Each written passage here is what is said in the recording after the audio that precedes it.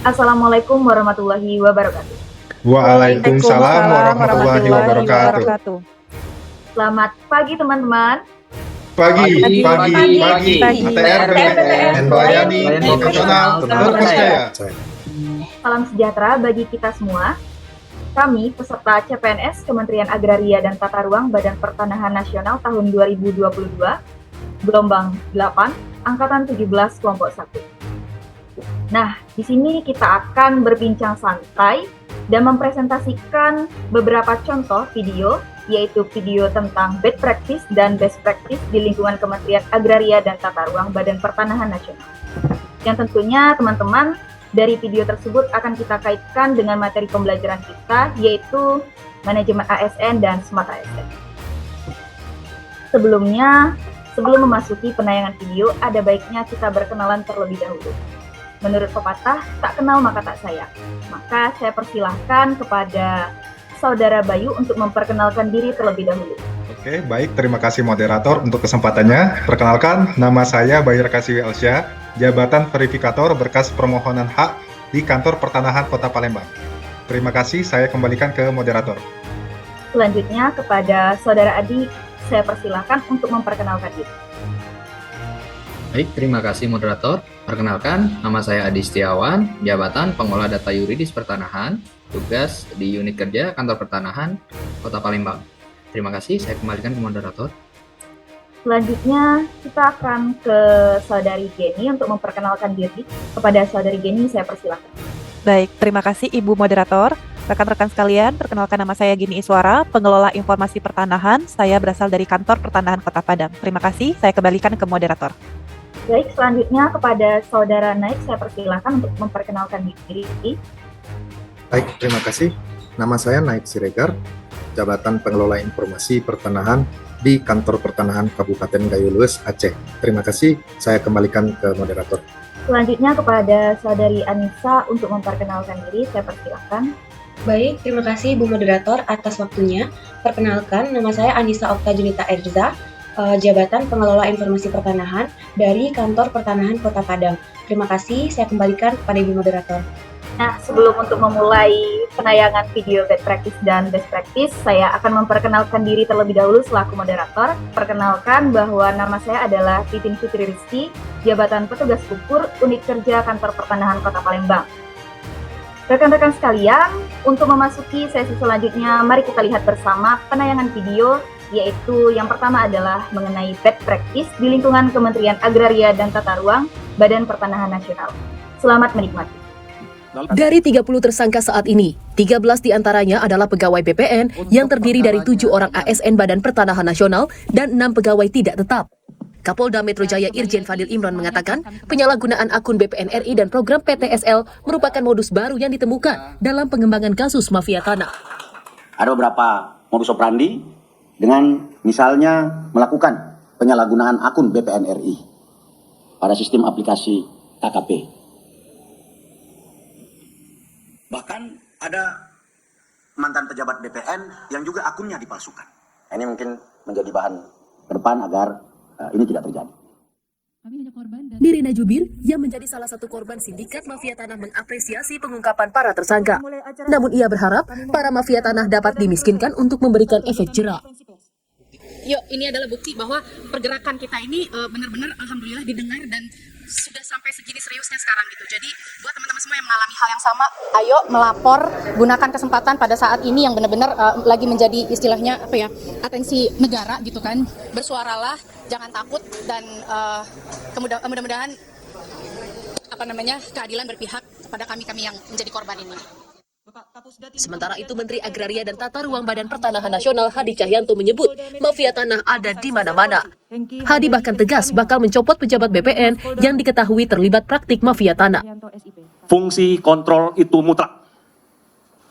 Oleh sebab itu, Irjen Kementerian ATR BPN, saya perintahkan untuk terus mengawal sistem dan kinerja pegawai di lingkup ATR BPN.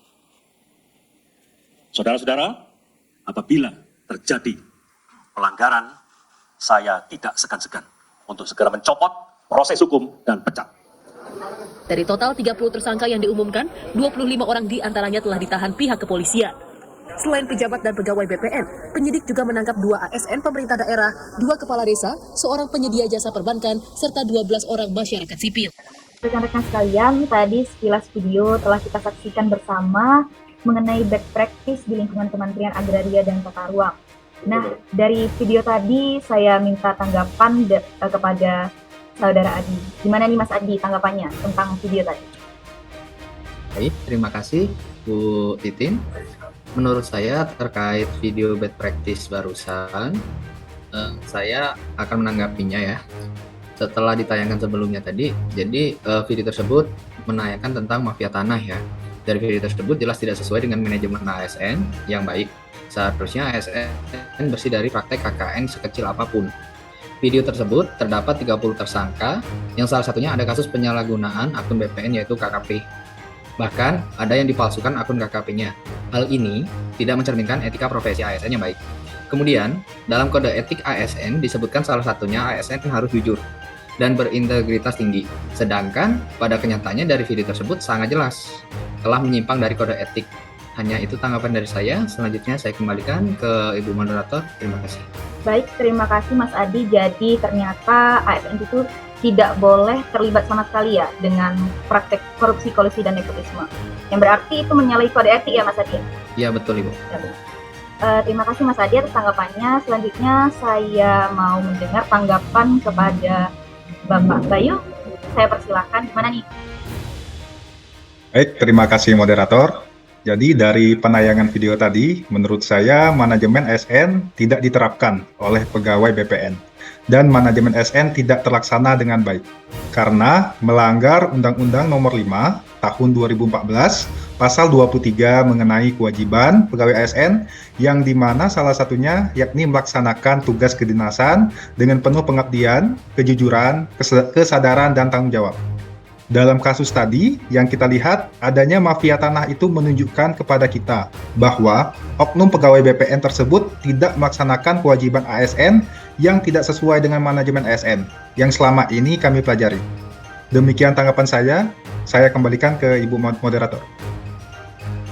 Baik, kepada Saudara Bayu, ternyata Undang-Undang Nomor 5 Tahun 2014 Pasal 23 itu ternyata sudah mengatur tersendiri mengenai kewajiban pegawai ASN ya? Ya, benar sekali Bu Moderator. Baik, tanggapannya sangat interaktif dan selanjutnya kita akan ke penayangan video best practice di lingkungan Kementerian Agraria dan Tata Ruang. Mari kita saksikan bersama. Guna mewujudkan ekosistem digital serta memberikan kemudahan layanan terbaik bagi masyarakat, Kementerian Agraria dan Tata Ruang Badan Pertanahan Nasional melakukan inovasi pelayanan masyarakat secara digital melalui fitur Loketku. Fitur Loketku yang terintegrasi dengan aplikasi Sentuh Tanahku ini hadir sebagai solusi untuk masyarakat agar bisa mengakses layanan pertanahan di mana saja dan kapan saja. Melalui gadget dengan mendownload aplikasi Sentuh Tanahku atau mengakses website loketku.atrbpn.go.id. Dengan fitur antrian online, jumlah pengguna layanan yang datang langsung ke kantor pertanahan dapat dikontrol dan masyarakat dapat memilih waktu dan menyesuaikan dengan waktu senggangnya. Tujuannya untuk memudahkan layanan kepada masyarakat. Dengan menggunakan aplikasi ini, masyarakat juga dapat mencari tahu persyaratan, menelusuri proses pengurusan sertifikat tanah, mengetahui lokasi suatu bidang tanah, dan mengetahui prediksi perhitungan biaya yang akan dikeluarkan.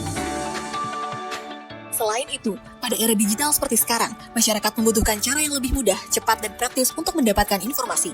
Demi menjawab kebutuhan tersebut, Kementerian ATR BPN berinovasi dengan menyediakan sistem permohonan informasi online melalui website PPID dengan halaman situs ppid.atrbpn.go.id. Tampilan dan penyajian informasi baru secara terus-menerus dimutakhirkan dengan mengembangkan inovasi dan penampilan fitur layanan registrasi online. Memberikan kemudahan bagi masyarakat mendapatkan informasi tanpa harus datang ke kantor. Untuk mengajukan permohonan informasi online, tahap pertama, masyarakat melakukan registrasi akun melalui link ppid.atrbpn.go.id/bpn/register dengan mengisi form pendaftaran.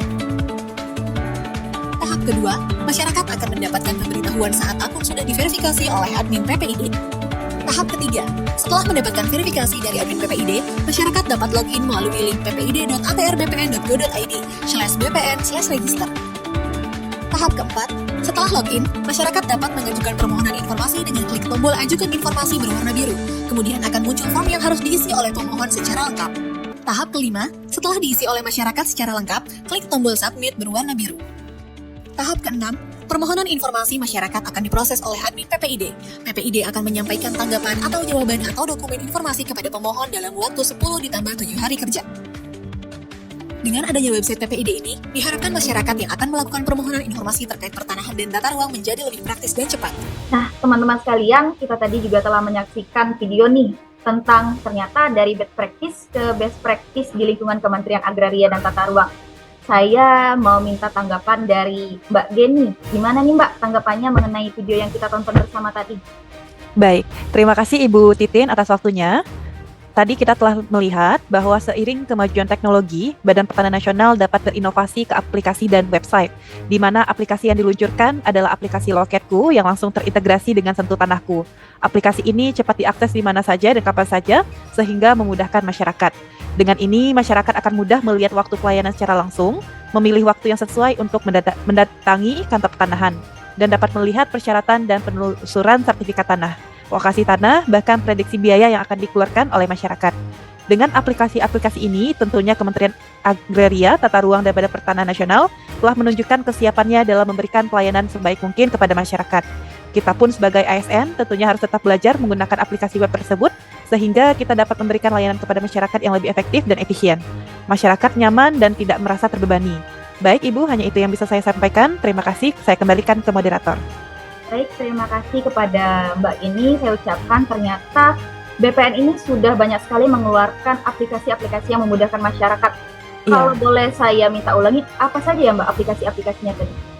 Baik, di sini untuk aplikasinya ada aplikasi Loketku yang langsung terintegrasi dengan Sentuh Tanahku, dan aplikasi ini dapat diakses di mana saja dan kapan saja Ibu Titin, sehingga memudahkan masyarakat kita sehingga berorientasi kepada pelayanan Ibu Titin, seperti itu. Berarti sudah termasuk ke dalam materi pembelajaran kita ya Mbak? Iya. Literasi digital. Betul. Terima kasih Mbak atas tanggapannya. Selanjutnya saya ingin mendengar tanggapan kepada Mbak Anissa. Kepada Mbak Anissa saya persilakan. Baik, terima kasih atas kesempatannya Ibu Moderator. Teman-teman sekalian, dari video yang telah ditampilkan tadi, kita telah menyaksikan bersama bahwa Kementerian ATR BPN telah menunjukkan adanya Smart ASN yang ditunjukkan dengan diterapkannya transformasi digital. Hal ini diwujudkan melalui inovasi pelayanan digital dengan hadirnya fitur Loketku dan sistem permohonan informasi online, yaitu ppid.atr.bpn.co.id. Dua fitur ini dapat mempermudah dua pihak sekaligus, yaitu yang pertama yaitu bagi pegawai dalam hal efisiensi pengadministrasian dokumen yang sebelumnya konvensional sekarang telah berkembang menjadi digital. Dan juga penyimpanannya itu sendiri dapat dipertanggungjawabkan. Nah, sedangkan bagi masyarakat sendiri dapat mempermudah masyarakat dalam hal mencapai pelayanan yang mudah dan praktis dan juga efisien tentunya. Hanya itu yang dapat saya sampaikan. Terima kasih, saya kembalikan ke moderator. Baik, terima kasih Mbak Anissa. Oh, jadi sangat bervariasi ya, ternyata tidak hanya masyarakat yang menerima pelayanan secara baik, tapi pegawai juga diuntungkan dengan adanya aplikasi ini. Iya, benar sekali. Adanya berarti di Badan Pertanahan Nasional sekarang menerapkan semua pengadministrasian dengan database ya Pak? Iya, benar sekali Ibu. Jadi semua data itu udah otomatis tersimpan di digital, secara digital? Iya, benar. Sekaligus data tersebut telah dapat dipertanggungjawabkan oleh pihak BPN-nya. Iya, benar-benar Mbak. Ini menambah informasi untuk kita semua ya rekan-rekan. Selanjutnya saya ingin mendengarkan pendapat dan tanggapan kepada saudara Mas Naik. Pada Mas Naik saya persilakan. Baik, terima kasih moderator. Tanggapan saya mengenai video tersebut adalah dengan adanya transformasi digital yang telah dilaksanakan oleh Kementerian Agraria Tata Ruang Badan Pertanahan Nasional, harapannya kita bisa sebagai ASN mampu beradaptasi dengan adanya transformasi digital dengan menggunakan semua fitur yang telah disediakan kantor untuk menyesuaikan perkembangan zaman yang semakin maju serta dapat memberikan kemudahan tersendiri ketika melaksanakan tugas dan fungsi selama bekerja agar pada akhirnya kita dapat mewujudkan pelayanan yang prima dan optimal. Sekian dari saya kembalikan ke moderator. Baik, terima kasih Mas Naik atas tanggapannya. Oh ya teman-teman, sebelum menutup pembahasan analisa kita tentang video best practice dan best practice, saya akan menyimpulkan mengenai tanggapan-tanggapan rekan-rekan bahwa ternyata dari sisi baik dan buruknya kita dapat mendapatkan pelajaran bahwa sebagai ASN kita itu memiliki payung hukum bahwa Kewajiban ASN adalah tidak terlibat dalam korupsi, kolusi, dan nepotisme. Dan hal baiknya di ATR BPN ini ternyata pelayanannya sudah berbasis digital. Jadi datanya sudah bisa ditanggungjawabkan oleh pegawai dan juga masyarakat dapat menerima pelayanan yang prima. Baik, sekian dari saya. Semoga dapat memotivasi rekan-rekan sekalian untuk melayani masyarakat secara maksimal. Saya tutup. Wabillahi taufiq wal hidayah. Wassalamualaikum warahmatullahi wabarakatuh. Waalaikumsalam warahmatullahi wabarakatuh.